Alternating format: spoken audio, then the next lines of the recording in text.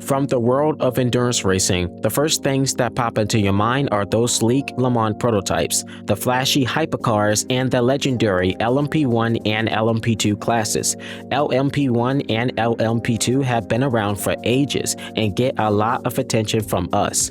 LMP2 is like the middle ground, and LMP1 is the top tier. LMP3 is the newest of the prototype classes and serves as the starting point in prototype racing. These cars are niche and serve a purpose for amateur drivers looking to progress from rookie tier prototypes to faster, best of the best. The LMP3 formula has been around for a decade now, which is crazy because it doesn't feel like it's been that long. Honestly, I didn't even catch on to LMP3 cars until about 2018. While growing up, I was into sports car racing, and I was familiar with LMP2 and LMP1. But LMP3 came at me out of nowhere. It was like a whole new world opened up. The ACO organizers launched the LMP3 class in 2013, and the cars made their debut in the 2015 Asian Le Mans Series and the European Le Mans Series. This formula serves as a stepping stone to the famous 24 Hours of Le Mans and picks up where the Formula Le Mans Prototype Challenge, aka LMPC, left off. LMPC focused on the FLM09 open-top race cars designed by Orica for a support series in endurance racing, serving as a stepping stone to LMP2. These budget-friendly, high-performance cars competed in the American Le Mans Series and IMSA Sports Car Series based on the LMP2 chassis with a good old Chevy V8 engine. The LMP3 is a modern, straightforward race car that looks like an LMP2 but is smaller. They're faster than GT cars but slower than the LMP2 car. In the early years, open-top prototypes were dying out due to concerns about driver safety. So the FIA ruled that LMP3 cars should have hard tops, a carbon chassis, and a crash-tested metal roll bar. They also include safety features such as wheel arch openings and a shark fin for improved aerodynamics. The tire sizes are similar to those in the Porsche Cup. They are like a closed-wheel Formula car. LMP3 has a strict budget limit to be affordable for race teams. That implies that every LMP3 car uses the same engine and gearbox, but it comes in multiple chassis from different racing manufacturers. The initial approved constructors were Ligier, Ginetta, Dukin, Riley, Ades, and Dome. An LMP3 car uses a 6-speed X-Track sequential paddle shift. That gearbox has been standard across all LMP3 manufacturers since the category formed. The cars are super light at about 900 kilograms or less than 2,000 pounds, though they vary slightly.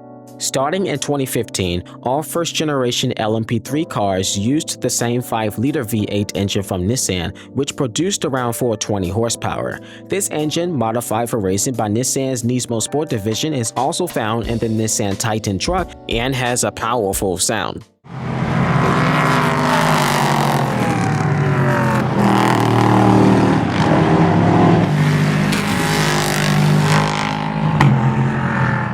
LMP3 gradually became very favored, especially with Ligier's JSP3 car dominating in the early years. The class started at Eurasia, competing in the European Le Mans Series, the Le Mans Cup, and the Asian Le Mans Series. It was then later expanded to the United States, where they replaced the older Le Mans Prototype Challenge cars in the IMSA Sports Car Series after the 2017 season.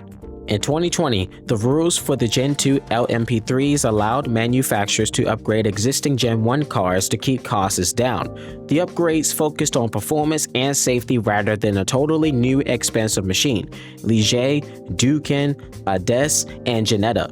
Yet many teams showed up with new cars rather than just improving their old ones. They all had a 5.6-liter Nissan V8 engine making about 455 horsepower, a 35 horsepower increase over the first generation P3. The Ligier JSP320 was hands down the most successful Gen 2 LMP3 car.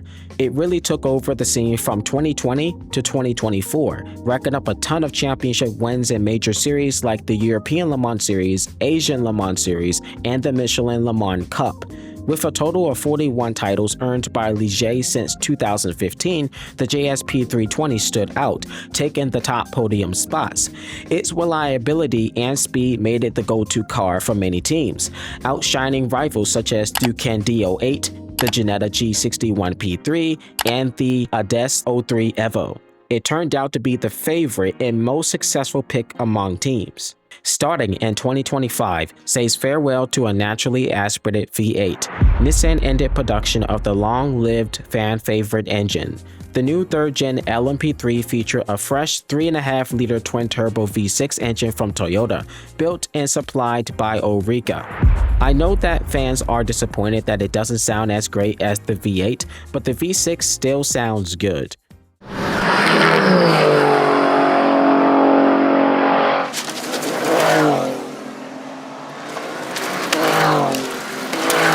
The V6 is quieter, delivers better fuel economy, makes 470 horsepower, and reduces noise pollution.